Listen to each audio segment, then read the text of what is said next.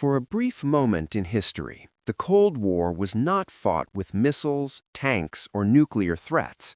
It was fought with refrigerators, washing machines, and supermarket shelves overflowing with food. And the side that truly panicked was not the one you might expect. In the summer of 1959, deep inside the Soviet Union, a quiet shock rippled through Moscow. Not because of American weapons, but because of American abundance. What Soviet officials, citizens, and even their own leadership saw that year contradicted everything they had been told for decades. And once that illusion cracked, it could never fully be repaired. This is not a story about propaganda alone. It is a story about disbelief, about whispered conversations among Soviet visitors, about stunned expressions recorded in photographs and memoirs, about a system that claimed moral and economic superiority, suddenly forced to confront an uncomfortable reality. And most importantly, it is a story about how something as ordinary as a kitchen became one of the most powerful weapons of the Cold War. Before we continue, if you're interested in the hidden stories history rarely tells, the moments that never make it into textbooks, you're in the right place. Let's begin. By the late 1950s, the Cold War had reached a dangerous equilibrium. Both the United States and the Soviet Union possessed nuclear weapons capable of destroying the world many times over. Direct military confrontation had become unthinkable.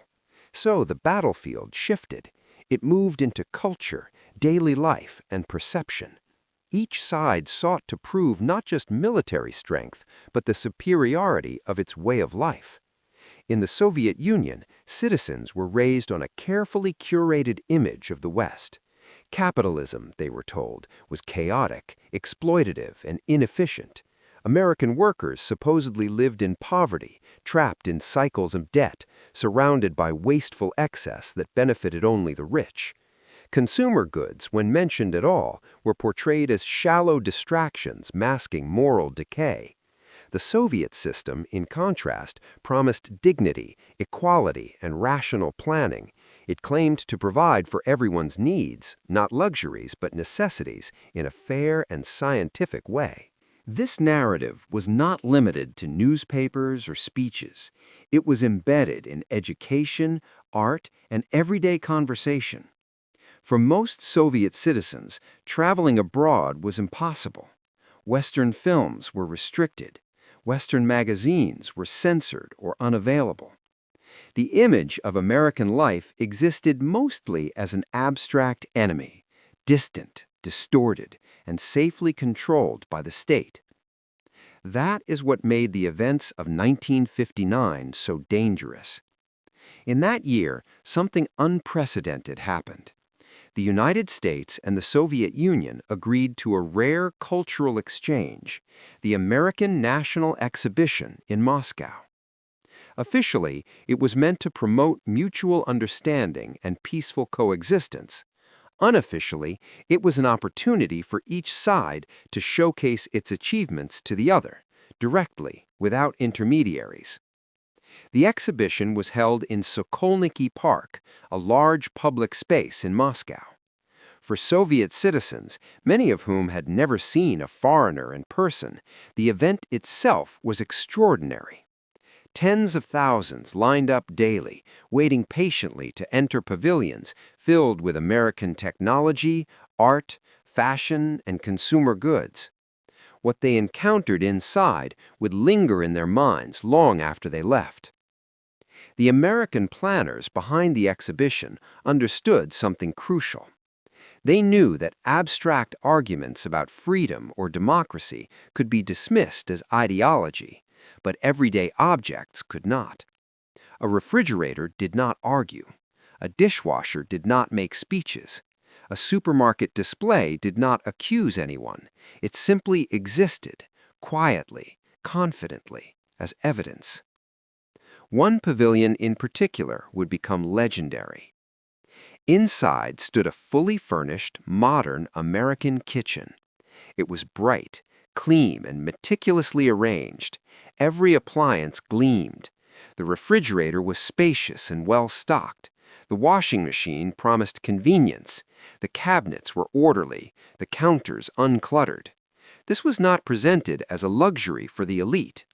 American guides explained that this was an average kitchen, representative of what a typical middle-class family might own. For many Soviet visitors, the scene was deeply unsettling. According to memoirs and later interviews, visitors moved slowly through the space. They asked careful questions. How much electricity did this use?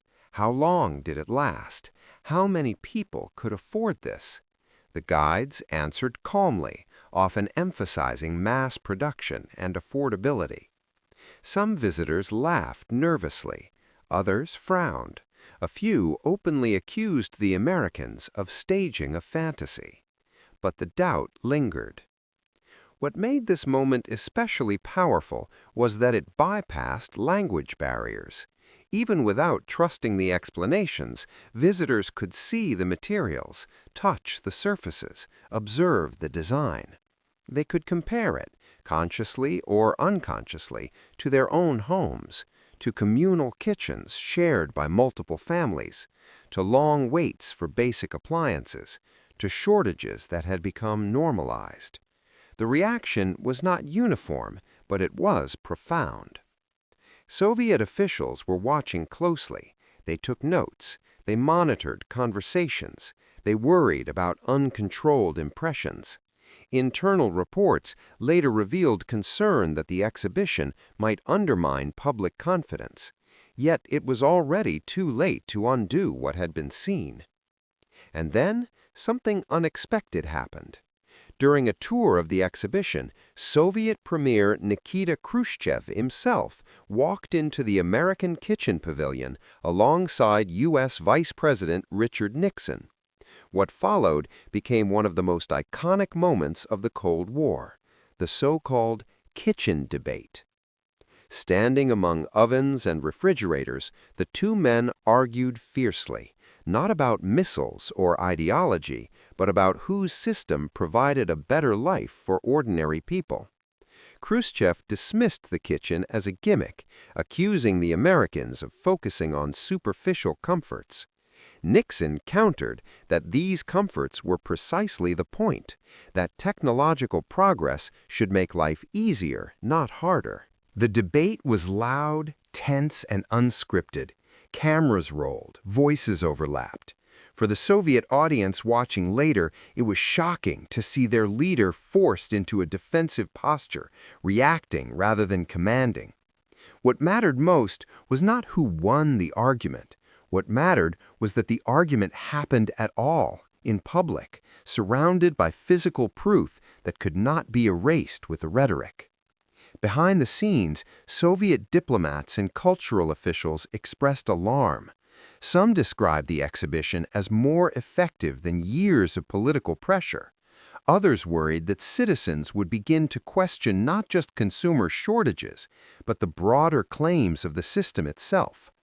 If America could produce this level of abundance for ordinary families, what else had been misrepresented? In the months and years that followed, references to the exhibition appeared quietly in Soviet discussions, not in newspapers, but in kitchens and workplaces, in private conversations, in subtle shifts of expectation.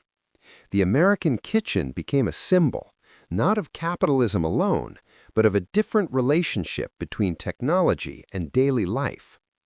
This was not the collapse of belief overnight. It was something more dangerous, a slow erosion. The Cold War would continue for decades. The Soviet Union would achieve remarkable scientific and military feats, but the memory of 1959 remained. It was a reminder that power was not measured only in rockets and parades. Sometimes it was measured in silence, in the moment someone sees something and realizes the world might not be exactly as they were told. And this was only the beginning. In the days following the opening of the American National Exhibition, Soviet authorities realized something was wrong. Attendance numbers were far higher than expected. Lines stretched across Sokolniki Park from early morning until late evening. People waited for hours, sometimes returning multiple times. This was not the behavior of citizens casually observing a foreign curiosity. It was the behavior of people who felt they were seeing something they might never be allowed to see again. Inside the pavilions, the reactions became increasingly difficult to control. American guides, many of them young and carefully trained, later recalled that Soviet visitors asked questions that went far beyond the official script. They wanted details. How often did these appliances break? What happened if someone could not pay? Were these kitchens common outside major cities? The guides answered as honestly as they could, emphasizing mass availability and routine ownership. For many visitors, the idea that such technology was ordinary, not exceptional, was the most unsettling part. Soviet citizens were accustomed to exhibitions that glorified future promises, models of cities yet to be built, diagrams of production targets still unmet, slogans about progress that always lay just ahead. The American exhibition was different. It showed things that already existed, already functioned, already filled people's homes. This difference mattered deeply. According to later accounts from Soviet cultural officials, some visitors reacted defensively. They accused the Americans of exaggeration or deception. A few insisted that such abundance must come at the cost of extreme inequality. But even these arguments revealed something important. The comparison was no longer abstract. It had become personal. Memoirs from Soviet diplomats stationed in Moscow at the time describe a noticeable shift in tone after the exhibition opened. Conversations that once followed predictable ideological lines became hesitant. Officials admitted privately that the display was emotionally effective in ways they had underestimated. One diplomat later wrote that the exhibition introduced doubt without making a single accusation. Perhaps the most powerful reactions came not from officials, but from ordinary visitors whose words were never meant for publication. In interviews conducted years later, some Soviet citizens recalled walking through the kitchen pavilion in silence. Couples exchanged glances rather than comments. Parents pulled their children closer. A few visitors purportedly asked American guides whether these kitchens were reserved for party members or elites. When told they were not, the answer was met with disbelief. The shock was not envy alone, it was confusion. For decades, Soviet ideology had framed consumer goods as morally suspect. Convenience was portrayed as laziness, choice was framed as waste. Yet here was a system that presented comfort as normal, efficiency as humane, and technology as a servant to everyday life rather than a distant state goal. Supermarkets, in particular, became a quiet obsession. The American exhibition included detailed photographs, films, and mock displays of grocery stores. Shelves lined with packaged foods, multiple brands of the same product, refrigerated sections overflowing with meat, dairy, and produce. For Soviet visitors accustomed to shortages and limited selection, these images were almost surreal. Some purportedly asked whether the displays were arranged specifically for the exhibition. Others wondered how much food was wasted. But beneath these questions lay a deeper unease. If such abundance was real, then scarcity at home was not inevitable. It was political. Soviet authorities quickly understood the risk. Internal documents from the period indicate concern that uncontrolled exposure to American consumer life could distort priorities and undermine ideological resilience. Efforts were made to frame the exhibition as superficial, emphasizing that true progress lay in heavy industry and scientific achievement.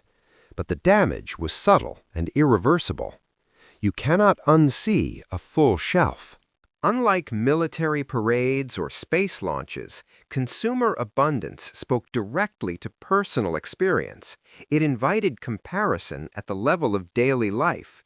How long did one wait for basic goods? How many options were there? How much time was consumed simply acquiring necessities? In this sense, the American exhibition succeeded precisely because it did not attack Soviet ideology head-on. It simply existed alongside it. Even Nikita Khrushchev, publicly dismissive of the displays, could not entirely ignore their impact.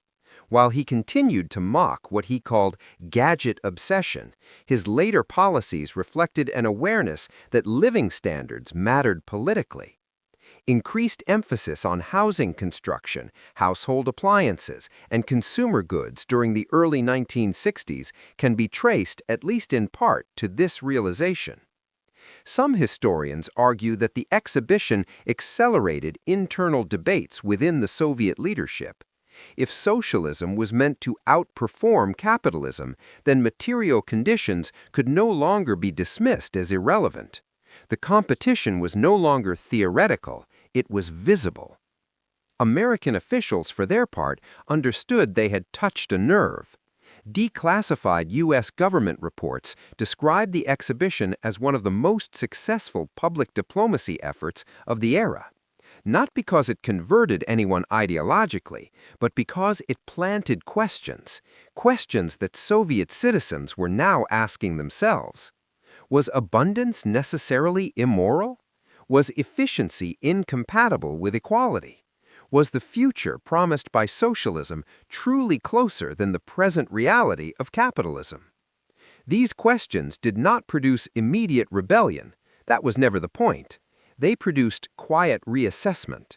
In later years, former Soviet citizens would recall the exhibition as a moment when the image of America shifted, not as an enemy alone, but as a place that functioned differently, a place where everyday life seemed less burdened by struggle, where technology appeared to work for people rather than demand sacrifice from them.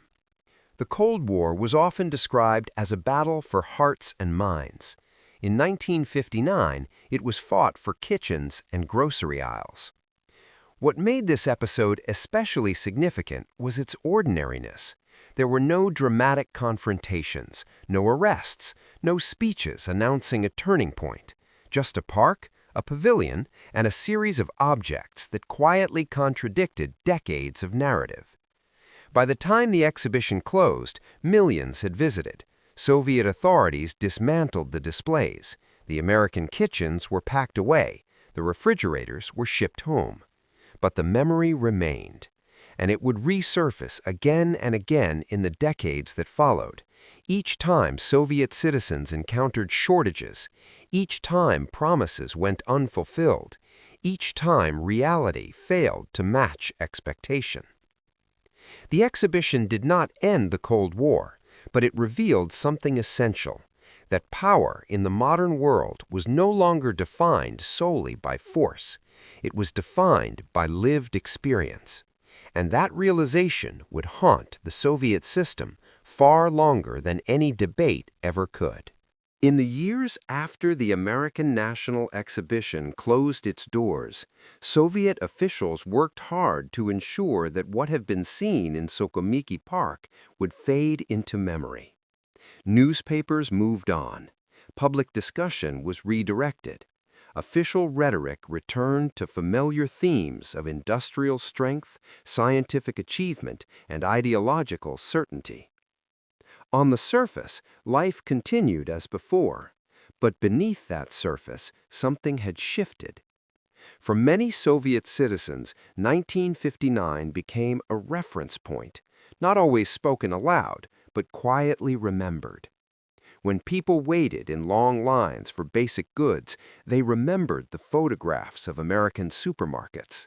When appliances broke and replacements were unavailable, they remembered the kitchen that had seemed so effortless. These memories did not spark open resistance. Instead, they shaped expectations, and expectations, once raised, are difficult to suppress.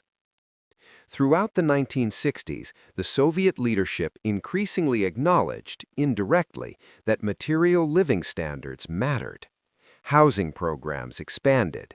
New apartment blocks, known as Khrushchevkas, were built rapidly to address overcrowding. Household appliances were promoted more aggressively in official media. Refrigerators, washing machines, and televisions were no longer dismissed as bourgeois distractions. They became symbols of progress the state claimed it could deliver. Yet the comparison remained unavoidable. While Soviet planners struggled with distribution and quality control, American consumer culture continued to evolve rapidly.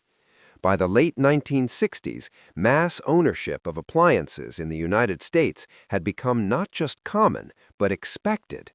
Supermarkets expanded in size and variety. Convenience became a defining feature of daily life. For Soviet citizens who had glimpsed this world, even briefly, the gap was no longer theoretical. This gap widened further when limited numbers of Soviet officials, scientists, athletes, and artists began traveling abroad. Those who visited the United States returned with stories that echoed what had first been seen in 1959. The abundance was real. The kitchens were not staged. The supermarkets were not illusions. These accounts circulated quietly, often in trusted circles, reinforcing impressions that had once seemed impossible. Soviet diplomats posted to the West recorded similar observations in their private correspondence and later memoirs.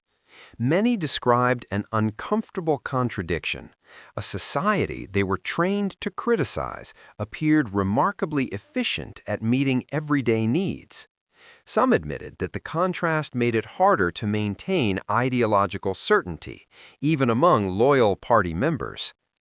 American policymakers understood this dynamic well. By the 1960s and 1970s, consumer abundance had become a deliberate element of U.S. Cold War strategy. Trade fairs, cultural exchanges, and carefully curated exhibitions continued to emphasize ordinary life rather than abstract ideals. The message was subtle but consistent. Prosperity was not a promise, it was a condition. Supermarkets, in particular, became symbolic battlegrounds. When Soviet leader Boris Yeltsin visited a grocery store in Texas decades later, his visible shock echoed reactions first documented in 1959. He reportedly struggled to reconcile the shelves before him with everything he had believed about capitalism. While this moment occurred near the end of the Cold War, its roots stretched back to the first controlled exposure Soviet citizens had to American consumer life. Historians now argue that the Cold War was not decided by a single event, but by accumulated contrasts. Military parity neutralized fear. Ideological slogans grew stale. What remained was comparison, lived, observed, and remembered. The American exhibition in Moscow was one of the earliest moments when that comparison became unavoidable. It is important to be clear about what this story is not. It is not a claim that American consumer culture was perfect or without flaws. It is not an argument that material abundance alone defines a just society. Rather, it is an acknowledgement that systems are judged not only by what they promise, but by what people experience daily. For the Soviet Union, the inability to consistently deliver basic comforts eroded trust over time. For the United States, the quiet confidence of everyday life became an unexpected form of influence. No speeches were required, no slogans were shouted. A refrigerator hummed softly, a washing machine spun, shelves remained full, and that was enough to raise questions that no censorship could fully silence. By the time the Cold War ended, few remembered the American National Exhibition in detail, but its legacy lived on in the slow transformation of expectations, both inside and outside the Soviet Union. It demonstrated that power could be exercised without coercion, persuasion without argument, influence without force. History often focuses on moments of violence, confrontation, and collapse, but sometimes the most consequential changes begin quietly, in a park, in a kitchen, in the simple realization that another way of living exists. That realization does not disappear, it waits, and when the moment comes, it reshapes everything. If you want to keep exploring the hidden moments that shaped history beyond headlines and battlefields, you know where to find us. If stories like this change how you see history, consider staying with us. There are many more moments like this, still unseen.